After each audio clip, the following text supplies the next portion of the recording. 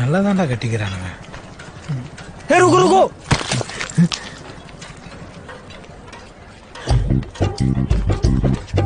என்னடா இது? Patch work batch ஒர்க்கா? கண்ணாடி எங்கடா டேய்? ஹாலோ கண்ணாடியா? மழை வந்தா தமிழ்நாட்டில் இருக்க இப்படி கடைக்கோடி கிராமங்களில் ஓடுற பஸ் எல்லாமே இப்படி பாதின்னு சொல்ல முடியாது, 90% பேட்ச் ஒர்க்கில் தான் ஓடிட்டுருக்குது.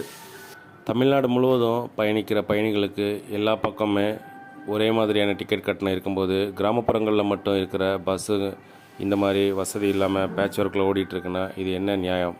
புதுசாக அறிமுகப்படுத்துகிற பஸ்ஸுங்களை சிட்டிக்குள்ளே உழவ விட்டுட்டு அங்கே இருக்கிற பழைய பேருந்துகளை ஏதோ பேட்ச் ஒர்க் பண்ணி கிராமப்புறங்களில் கொண்டு வர்றது உண்மையிலேயே கண்டிக்கத்தக்கது.